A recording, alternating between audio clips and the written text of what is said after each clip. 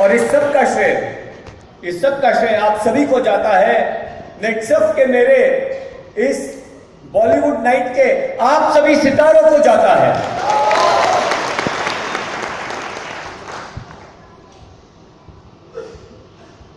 दोस्तों, आमतौर पर जिंदगी में जब आप किसी से मिलते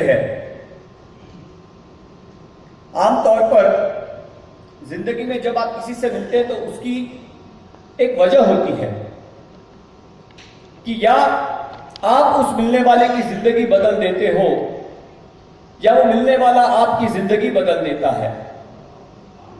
लेकिन नेटसर्फ में जब दो लोग एक दूसरे से मिलते हैं तो उसकी वजह होती है भारत के कई हजारों लाखों घरों के सपनों को पूरा करने का।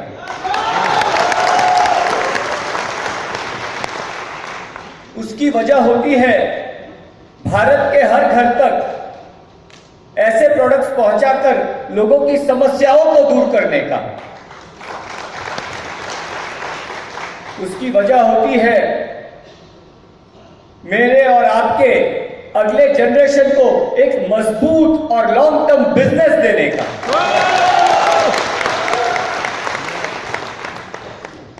और ये जो सोच है कि दूसरों की भलाई में अपनी भलाई देखना, इसी सोच पर नेटसर्फ की नींव रखी गई है। एक किस्सा सुनाना चाहता हूं। एक रियल इंसिडेंट है, रियल घटना हुई थी 1892 में। अमेरिका में एक बहुत ही फेमस यूनिवर्सिटी है स्टैनफोर्ड। वहां एक स्टूडेंट पढ़ता था, एक विद्यार्थी पढ़ता था, और उसके पास अपने फीस भरने के लिए पैसे नहीं थे। तो उस विद्यार्थी ने अपने दोस्त के साथ एक योजना बनाई कि उस जमाने में पोद्रोवस्की नाम के एक बहुत ही अच्छे पियानो बजाने वाले आर्टिस्ट थे, जिनका बहुत नाम हुआ करता था। उन्होंने उनके साथ उनका एक म्यूजिकल कॉन्सर्ट रखने की योजना बनाई।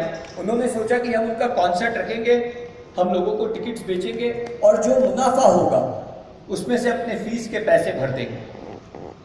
उनके मैनेजर ने उनके साथ डील की कि $2000 उस जमाने में बहुत बड़ी रकम हुआ करती थी। $2000 ये उनकी फीस होगी पोद्रोवस्की साहब की, कि जो फीस वो लेंगे ये पियानो कॉन्सर्ट करने के लिए। और दोनों स्टूडेंट्स ने बहुत मेहनत की, कॉन्सर्ट ऑर्गेनाइज किया, टिकट बेची, और एंडिंग में जब शो हुआ तो उनके पास मात्र $1600 ही बच पाए थे। सिर्फ $1600 बच पाए थे। तब वो पोद्रोवस्की साहब के पास गए, वो दोनों स्टूडेंट्स। उन्होंने उन्हें बस $1600 दिए। पहले उन्होंने अपनी पूरी सिचुएशन बताई कि किस वजह से उन्होंने ये कॉन्सर्ट किया, किस वजह से उन्हें ये सब करना पड़ा, और कॉन्सर्ट के अंत में क्या हुआ। फीस भरना तो दूर, $400 और वो नुकसान में चले गए थे। और उन्होंने उन्हें वो $1600 दिए और बाकी बचे $400 का चेक दिया और उनसे कहा कि हम आपको जल्दी बताएंगे कि ये चेक कभी आप प्रेजेंट कर सकते हो और कभी ये पास हो सकता है। इस बात पर पोद्रोवस्की साहब ने वो चेक फाड़ दिया। वो $1600 भी उन्हें फिर से लौटाए। उन्हें कहा कि इसमें से पहले अपनी फीस भरो, फिर कॉन्सर्ट का खर्चा निकालो, उसके बाद जो बचे वो मुझे दे देना, और धीरे धीरे करके जो मेरे बचे हुए पैसे वो मुझे दे देना। जाओ अपना एजुकेशन पूरा करो।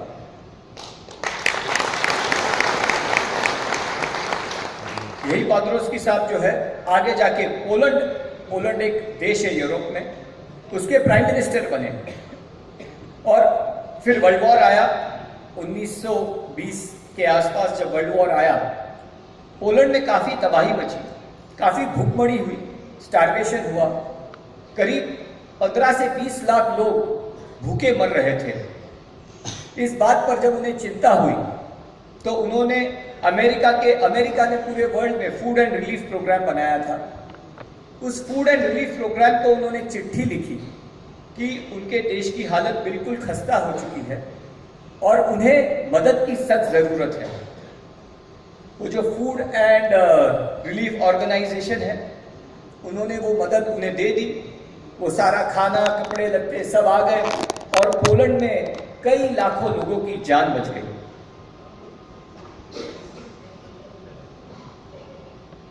इस बात से पोदरोस्की साहब बहुत खुश हुए और उन्होंने सोचा कि वो जाकर अमेरिका में जाकर उस ऑर्गेनाइजेशन का शुक्रिया अदा करेंगे। वो उस अमेरिका पहुंचे और उस ऑर्गेनाइजेशन के चीफ से मिलने के लिए गए और उन्होंने उनसे कहा, उस व्यक्ति का नाम था हर्बर्ट हूवर, जो आगे जाके अमेरिका के राष्ट्रपति भी बने। उन्होंने उनसे कहा कि मैं आपका शुक्रिया अदा करने आया हूं, मैं आपका शुक्रगुजार हूं कि आपकी मदद की वजह से 10 से 15 लाख लोगों की जान बच गई है।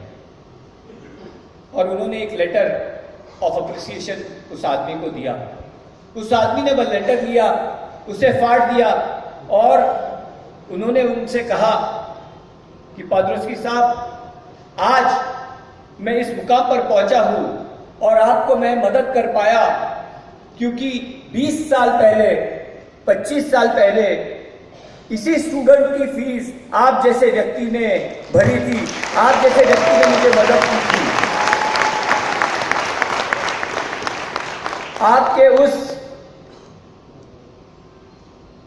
आपने वो जो हम पर मेहरबानी की थी, जो हमें मदद की थी, आपके उस कर्म के वजह से मैं आज ये कर्म कर पाया। और यही नेटसर्फ है। नेटसर्फ में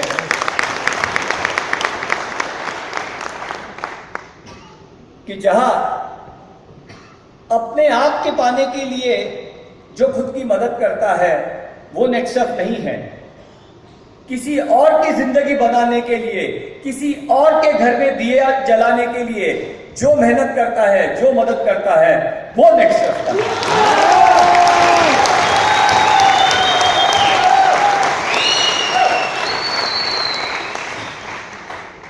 आज 2000 लोगों को हम थाईलैंड ले गए थे, तो गोवा का लक्ष्य क्या होना चाहिए? 10,000। कम से कम 5,000 लोगों को हम गोवा में ले जाएंगे।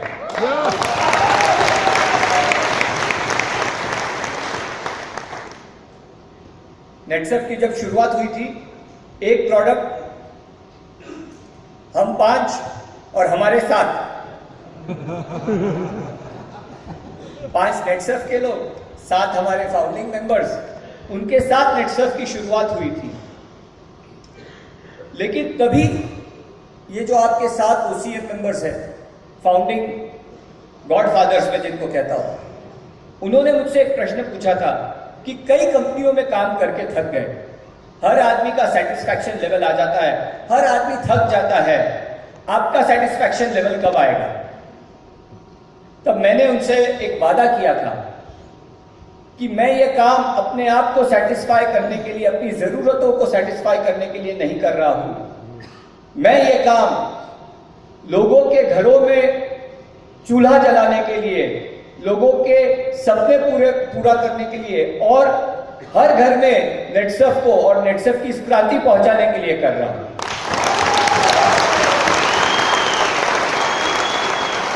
और उसी से हमारा ध्येय वाक्य बना था कि यही बिजनेस करेगा आपका और मेरा अगला जनरेशन। और मैं गर्व के साथ कह सकता हूं कि मेरे रहते ही कई हमारे नेटसर्फ परिवार के मेरे मित्र हैं जिनका अगला जनरेशन नेटसर्फ में आ चुका है। और मेरे अगले जनरेशन की बात रही तो मेरी जो कन्या है, मेरी लड़की है, उसने नेटसर्फ के लिए एक नया प्रोडक्ट रेंज बनाने का काम शुरू कर दिया।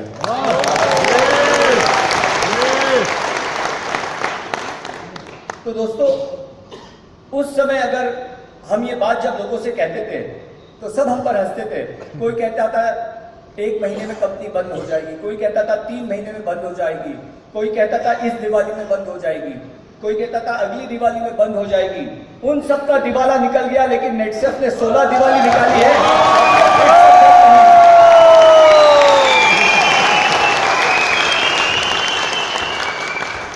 क्योंकि हमको यकीन था अपनी काबिलियत पर और विश्वास था, यकीन था अपनी सोच पर और विश्वास था अपनी काबिलियत पर। एक आपको छोटा किस्सा सुनाना चाहता हूं। पिस्सू एक प्रकार का मच्छर होता है, फ्ली उसको कहते हैं, पिस्सू। तो पिस्सू जो होता है खून चूसने वाला मच्छर, ऐसे तो काफी ऊपर, काफी ऊंचाई तक उड़ सकता है, लेकिन आप इसको एक कांच की बर्नी में डाल दो, उसको कांच की बर्नी में डाल दो और वो ढक्कन लगा दो। ऐसे पिस्सुओं को अंदर डाल दो आप, वो उड़ते हैं, उस ढक्कन को छूते हैं, फिर से नीचे आते हैं, फिर से उड़कर उस ढक्कन को छूते नीचे आते हैं। और 2-4 बार जब उस ढक्कन को छू के उन्हें ये लगता है कि वो अभी इससे ऊपर नहीं जा सकते, तो धीरे धीरे वो फिर से ऊपर तो उड़ते हैं, लेकिन ढक्कन से नीचे ही रहते और वहीं से आ जाते हैं। ऐसे धीरे धीरे करके जो पिस्सू ढक्कन तक पहुंच रहे थे, वो उसकी आधी ऊंचाई तक उड़ नहीं पाते, वो वहां तक उड़कर फिर से नीचे आ जाते हैं। उसके बाद आप उस ढक्कन को खोल दो, उस ढक्कन के खोलने के बाद भी वो पिस्सू उस बर्नी से, उस जार से बाहर नहीं निकल पाते। तो क्या उनकी काबिलियत में, सोच में कमी थी? कमी थी तो उनके अपने विश्वास में, अपनी काबिलियत में वो ये भूल चुके थे कि वो किस ऊंचाई तक उड़ सकते थे। कुछ बार अड़चने आई, कुछ बार तकलीफें आई, कुछ बार रोड़े आए, तो उन्होंने अपना पोटेंशियल खो दिया और वो जितनी ऊंचाई उड़ सकते थे उसकी आधी ऊंचाई तक भी नहीं उड़ पाते। तो दोस्तों, इसी तरह आप सब में नेटसर्फ की सीलिंग पार करने की ऊंचाई है।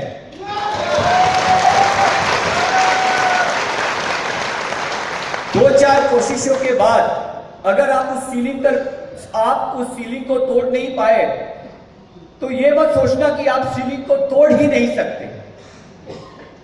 ये काबिलियत आप में है, लेकिन ये विश्वास भी आप अपने आप में रखिए कि आप इस सीलिंग को जरूर तोड़ सकते हैं। और आगे आने वाले समय में जैसे वो ढक्कन खुल गया था, मैं आपसे एक वादा करता हूं कि इस सीलिंग का भी ढक्कन खुल जाएगा और इस सीलिंग को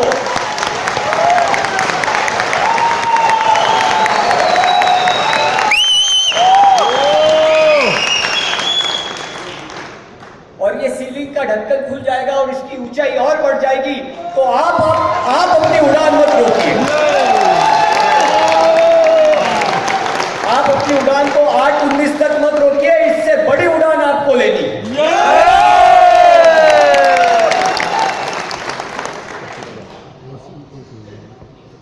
और जैसे कि इस फेस के क्लब हाउसफुल का जो हमारा ध्येय है, जो हमारा थीम है कि if I can you can. Yes.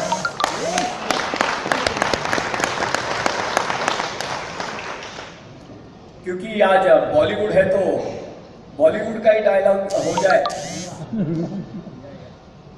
कि लेडीज एंड जेंटलमैन, किसी ने कहा है कि अगर आप पूरे दिल से किसी को चाहो, कि अगर आप किसी को पूरे दिल से चाहो तो पूरी कायनात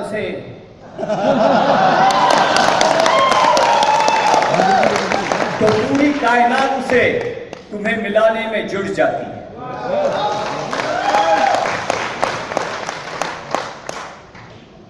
उसके लिए चाहिए आप में वो पाने की वो आग आपके दिल में होनी चाहिए। तो क्या आप में वो आग है?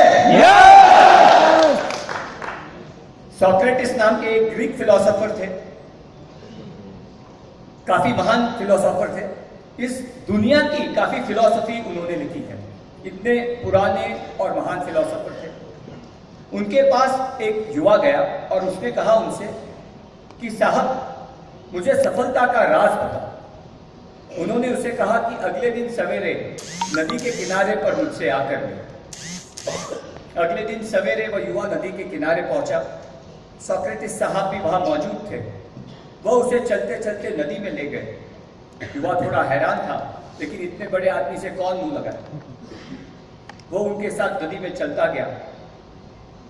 गर्दन तक जब वो पानी में चलते चलते पहुंच गए, सोक्रेटिस साहब रुक गए और उसने उस युवा की गर्दन पकड़ी और उन्होंने उसे दबोचा और नदी में डुबो दिया।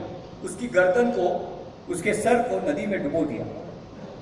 वो युवा तड़पने लगा। उसने ऊपर आने की बहुत कोशिश की, लेकिन सोक्रेटिस साहब भी ताकतवर थे। उन्होंने अपनी ताकत से उस युवा को नदी में दबाए रखा। वो युवा तड़पने लगा, छटपटाने लगा, नीला हो गया। तब सोक्रेटिस साहब ने उसकी गर्दन छोड़ी और वो जब पानी से बाहर आया, उसने एक राहत की सांस ली। तब सोक्रेटिस साहब ने उससे पूछा कि जब तुम पानी में तड़प रहे थे, वो क्या चीज थी? किस चीज के लिए जब आप पानी में डूब रहे थे, आपको तकलीफ हो रही थी? वो क्या चीज थी जिसके लिए आप सबसे ज्यादा तड़प रहे थे? तो उस लड़के ने कहा, उस युवा ने कहा कि मैं हवा के लिए तड़प रहा था। तब उन्होंने कहा कि जैसे तुम हवा के लिए तड़प रहे थे, जिस दिन तुम तुम्हारे सपनों के लिए उसी तरह तड़पोगे, उस दिन आपके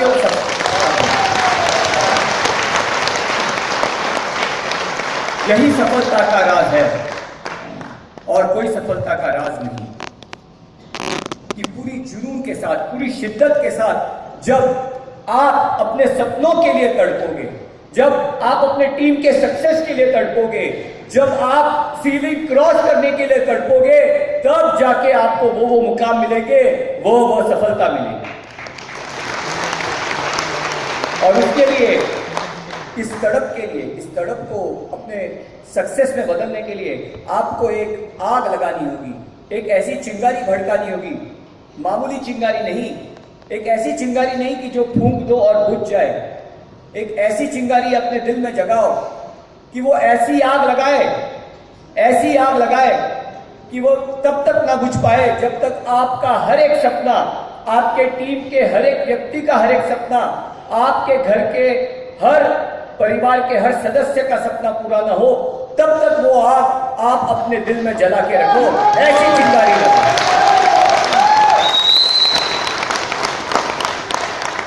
और अगर इसी तरह हम दूसरों की मदद करके, इसी तरह हम अपनी काबिलियत पे विश्वास रख के, और इसी तरह अगर हम हमारे दिल में एक ऐसी चिंगारी लगाए, जो ऐसी आग लगा दे कि जो कभी बुझ न पाए तब तक, जब तक हम अपना सपना पूरा न कर सके, तो नेटसर्फ में आपको अपनी हर मंजिल तक पहुंचने से कोई नहीं रोक सकता। मैं एक बार फिर क्लब नेटसर्फ हाउसफुल के लिए आप सबको बधाई देता हूं। क्लब नेटसर्फ गोवा के लिए आपको बेस्ट विशेष देता हूं। और एक ऐसी आग लगाओ कि 5,000 नहीं 10,000 लोगों को लेके हम गोवा पहुंच जाए।